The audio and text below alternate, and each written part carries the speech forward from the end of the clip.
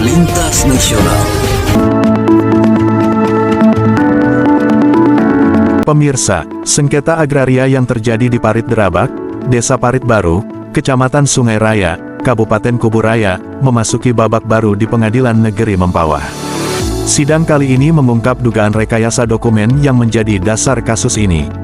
Berikut laporan selengkapnya. Persidangan sengketa tanah Parit Derabak yang telah berlangsung sejak 2022 kini memasuki agenda mendengarkan eksepsi terdakwa. Kasus ini melibatkan pemilik sertifikat tanah, William Andrean Bianto, dan pelapor mandiri, yang menggunakan dokumen SPT 2021 sebagai dasar laporan. Dr. Herman Hovi menjelaskan, SPT tahun 2021 atas nama Mandiri ini cacat hukum. Tidak sesuai dengan fakta riwayat tanah. Ada ketidakkonsistenan data yang menunjukkan dugaan rekayasa dokumen yang sangat serius. Menurut penasihat hukum terdakwa, terdapat perbedaan mencolok antara SPT 2018 yang mencatat luas tanah 10.690 meter persegi dan SPT 2021 yang mencantumkan nama baru tanpa mencatat perubahan kepemilikan tanah seluas 1.200 meter persegi. Selain itu, pihak terdakwa membantah dakwaan jaksa terkait berkas permohonan sertifikat tanah yang dinyatakan belum lengkap.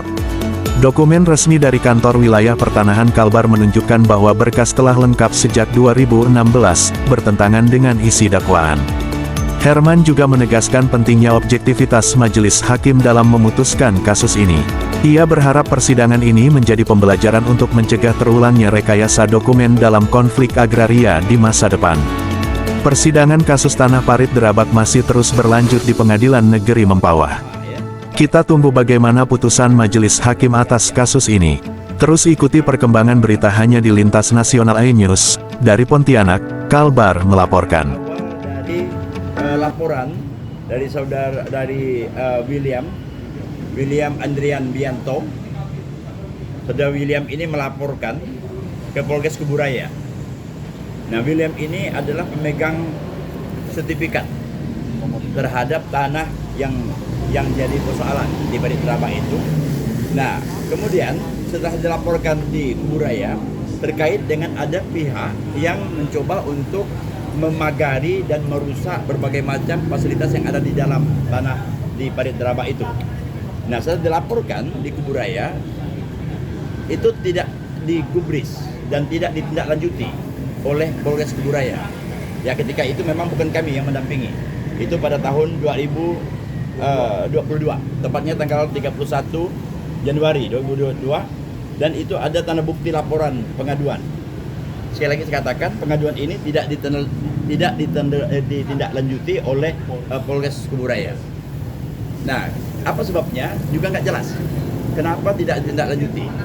Nah, kemudian setelah itu pada tanggal 23 Februari 2022, saudara Mandiri ini melaporkan balik saudara William balik terkait dengan adanya dugaan pemalsuan dokumen di atas tanah itu. Nah, anehnya begitu dilaporkan oleh saudara Mandiri ini, begitu cepat direspon oleh Polres Kuburaya. Laporan di terdahulu tidak direspon. Begitu ada pihak lain yang melaporkan, lapor balik terhadap orang yang melapor tadi, begitu mudahnya direspon oleh Polres Kuburaya dan terus bergulir respon ini. Ya, laporan itu hanya membekalkan SKT saja. Jadi bekalnya SKT, sementara William Andrianto ini sudah memiliki sertifikat SHM, ya kan? Yang melaporkan itu SKT. Nah, yang melaporkan yang punya sertifikat tidak ditindaklanjuti, yang melaporkan pakai SKT itu ditindaklanjuti. Padahal SKT-nya pun itu perlu didiskusikan lagi, perlu dipertanyakan. Banyak persoalan yang ada dalam SKT yang dimiliki oleh si terlapor. Nah, kemudian laporan saudara Mandiri ini ditindaklanjuti, kemudian selanjutnya diambil alih oleh Polda Kalbar. Jadi tidak ditindaklanjuti oleh Kuburaya, tapi Polda Kalbar yang mengambil alihnya. Saya pun tidak ngerti juga apa alasannya. Ini satu alasan yang tidak jelas. Kenapa misalnya harus diambil alih oleh Polda Kalbar? Memang satu kasus boleh saja ditindaklanjuti. Jadi laporan dari Polres boleh nanti dikirim ke Polda, boleh. kalau misalnya dari tempat yang melapor tadi itu Polres katakanlah mereka tidak memiliki kekuatan apa-apa, mereka tidak memiliki fasilitas, mereka tidak memiliki sarana, itu dibenarkan.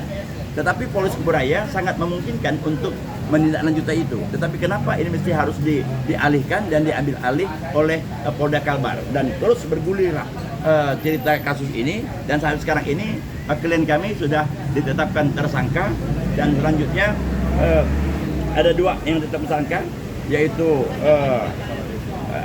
kepala desa, kita kasih ini saja KA dan AR ya, yang sekarang ini sedang mengalami proses persidangan di Pengadilan Negeri Mempawah.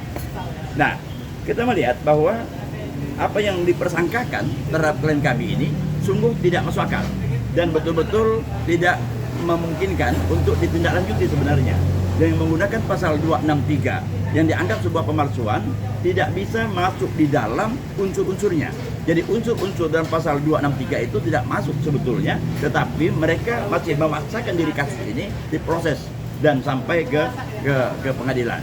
Nah, yang kita kecewa lagi, kenapa dari kejaksaan sendiri yang begitu mudahnya untuk menerima, ya kan, menerima pelimpahan dari penyidik ini, sementara bahan-bahannya masih sangat lemah sekali, sangat sumir sekali bahan-bahan ini untuk menetapkan seseorang menjadi tersangka.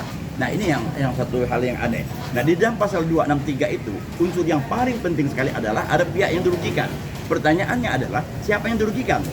Kalau yang dirugikan itu adalah yang pemilik SPT tadi atau SKT tadinya, saudara Mandiri, kita buktikan dulu apakah betul kepemilikan itu keabsahannya demikian. Tapi ternyata setelah kita kaji sedemikian rupa, yang dimiliki oleh pelapor ini sangat lemah sekali.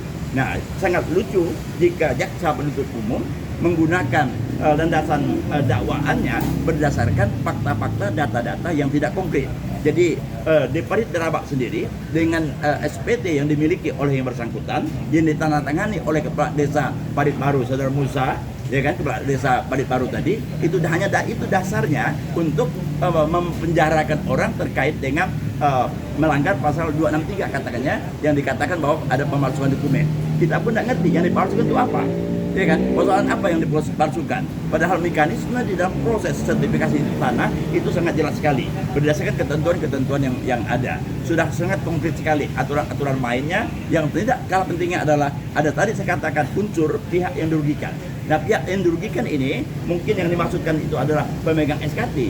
Lagi-lagi saya katakan SKT masih bisa kita pertanyakan karena penguasaan lahan dari awal dikuasai oleh pemilik sertifikat ini dan proses sertifikat ini. Nah, proses sertifikat ini memiliki SPT, memiliki SKT dan seterusnya, dan itu sudah diverifikasi oleh pihak BPN. BPN dari Kuburaya selanjutnya diserahkan kepada BPN provinsi, sudah diverifikasi sedemikian rupa, dan ternyata di dalam dokumen yang dimaksudkan ada beberapa item yang perlu harus dirubah. Antara lain adalah saksi yang ada di dalam SKT. Nah, saksi dalam SKT itu karena orangnya itu saksi SKT itu KTP-nya KTP lama, orang sudah tua, bukan KTP elektronik, ya kan? Nah, kebetulan sudah mati, dari BPN minta supaya diperbaharui saksinya tadi karena KTP-nya KTP lama yang sudah mati masa berlakunya. Nah, kemudian yang satunya tadi KTP-nya belum legalisir. BPN minta legalisir. Hanya itu persoalannya. Ya kan? Nah, karena saksi yang ada dalam SPT itu tadi itu satu sudah meninggal dunia, ya kan? Nggak mungkin orang meninggal dunia dijadikan saksi. Yang kedua adalah orang nggak jelas kemana sekarang berada. Tapi yang pasti bahwa lahan itu jelas tempatnya dan itu sudah dikuasai, ya kan? Dan itu tidak ada unsur-unsur yang dipalsukan. Jadi hanya memperbaharui saksinya saja. Jadi artinya bahwa substansi persoalannya ada pada tanah, bukan pada saksi, ya kan? Nah, kemudian SKT pun diterbitkan oleh kepala desa yang memang memiliki kewenangan untuk itu.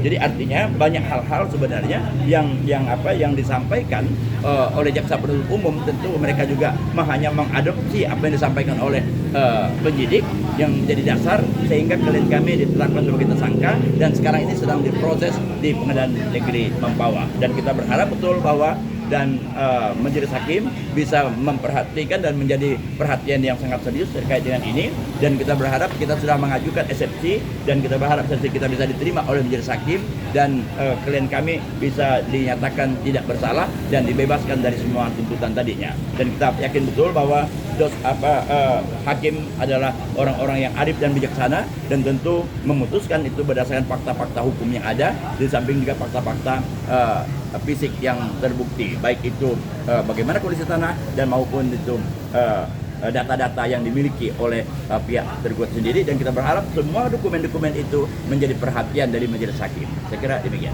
Ya. Terus ada intervensi nggak Bang, kalau menurut Abang, intervensi dari pihak tertentu untuk mempengaruhi penyidik, dalam hal ini Polda Kalbar kan seperti itu? Iya. Kita tidak berpretensi sampai menuduh bahwa penyidik ada yang mengintervensi, tetapi kami hanya melihat ada sesuatu kejanggalan saja, ya kan? Kejanggalan pertama itu adalah ketika pihak saudara Adriano Bianto ini melaporkan ke Kuburaya tidak diproses, ya kan? Ada apa tidak proses persoalannya? Tetapi begitu ada orang lain yang melaporkan balik, begitu cepatnya, ya kan, direspon oleh Kuburaya dan selanjutnya diambil alih oleh Polda Kalbar. Nah, ini ada apa masalahnya, ya kan? Nah, kalau misalnya betul tadi itu laporan saudara William Adrian Biantoro ini tidak benar, harusnya dijelaskan apa persoalannya. Tetapi yang jelas bahwa mengambang begitu saja, tidak ada kejelasannya sampai saat sekarang ini. Jadi saya pikir ini bahwa ada drama-drama yang begitu kental di dalam kasus tanah Parit Derabak ini. Ya, kalau penegakan hukum ini hanya didasarkan oleh rasa kebencian, penegakan hukum didasarkan oleh rasa dendam pribadi, tentu akan sangat memprihatinkan sekali. Hukum akan sangat rusak ketika penegakan hukum didasarkan oleh kebencian atau ada dasar balas dendam. Kita berharap hukum harus objektif, memperhatikan betul-betul fakta-fakta yuridis maupun fakta-fakta fisik yang ada, sehingga betul-betul hukum ini bisa tegakkan sebagaimana yang diharapkan oleh seluruh masyarakat kita. Sekian demikian.